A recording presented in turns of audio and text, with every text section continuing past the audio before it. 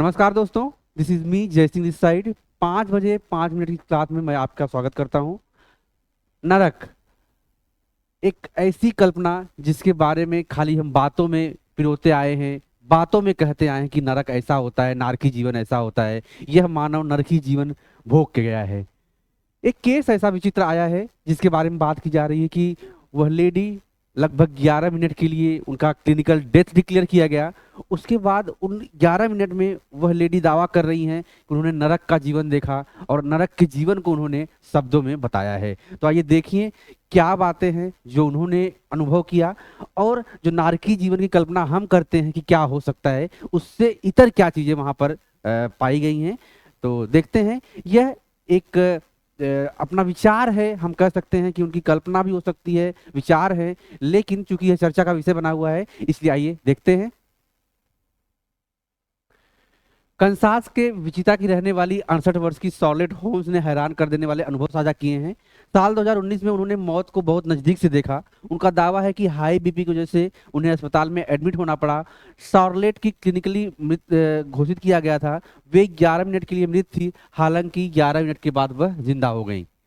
Charlotte ने अपने अनुभव को साझा करते हुए कहा कि वे उस वक्त अपने शरीर से ऊपर महसूस कर रही थी। वे अपने शरीर से ऊपर बह रही थी। डॉक्टरों को उनके ऊपर काम करते हुए देख रही थी। वो देख रही थी कि डॉक्टर उन्हें जिंदा करने के लिए क्या क्या कोशिशें कर रहे थे। शॉर्लेट ने स्वर्ग के सुंदर नज़ारे भी देखे। उन्होंने सफेद रंग की सुंदर वातावरण के बारे में बताया। खूब सारी घास, हरियाली और सभी तरफ सुंदर फूलों को देखा। सभी संगीत सुन रहे थे और खुश थे।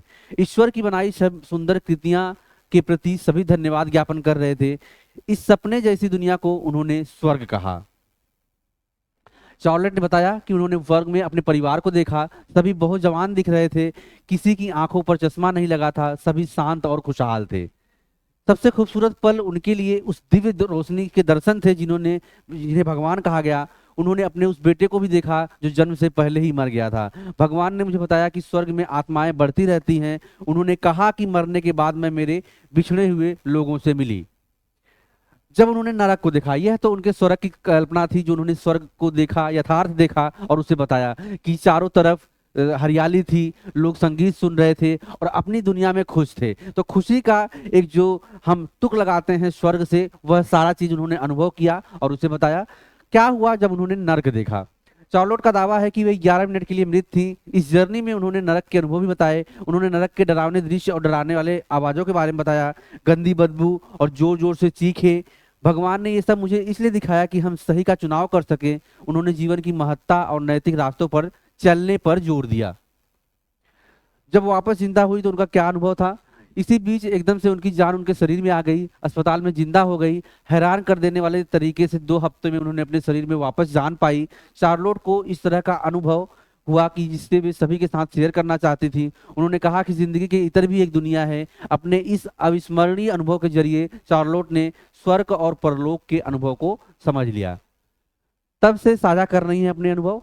चार्लोट होम्स ने अपनी 11 मिनट की मृत्यु में जो अनुभव किए उन्हें वे 2019 से अलग अलग प्लेटफॉर्म पर शेयर करती रही हैं।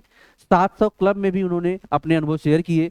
जिन लोगों को वे अपने अनुभव साझा कर रही थी उन्हें ये भरोसा होने लगा है कि स्वर्ग असलियत है।